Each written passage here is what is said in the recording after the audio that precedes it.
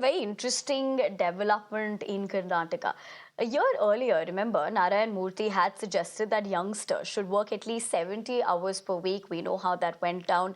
And now, a year later, the Karnataka government is in crosshairs after reportedly proposing an amendment to increase the working hours from 10 to now over 12 hours. Remember, this move comes on the heels of the widespread criticism over the state jobs reservation bill. As per sources, the state government is considering amending the Karnataka Shops and Commercial Establishments Act 1961. The Karnataka State IT Employees Union has opposed the bill, stating it will lead to job losses and health issues. At present, labor rules permit employees to put in a steady 9-hour shift with the choice to, of course, extend an hour more for overtime. Despite facing intense opposition, the Labour Minister has agreed to hold further discussions before making a final decision.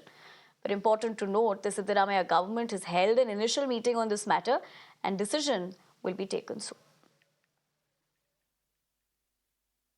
Imran Khan, my colleague, joins me for more. Imran, a very good morning. Clearly, how would one essentially even read into this? It's kind of very interesting to also understand where such proposals even come forward to if one were to think of it that way.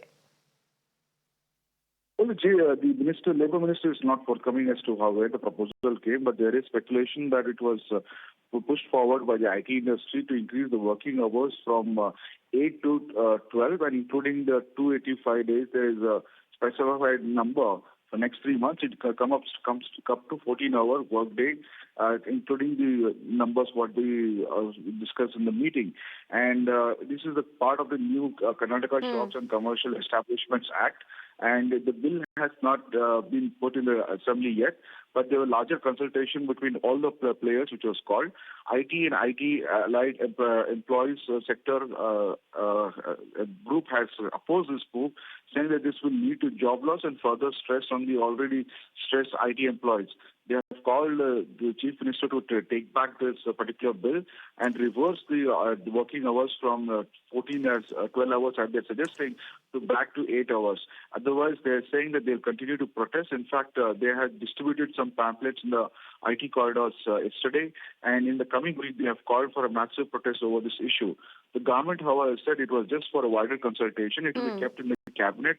Later, it will be brought in the assembly session if needed be, and there is no reason for IT employees to get worried about it.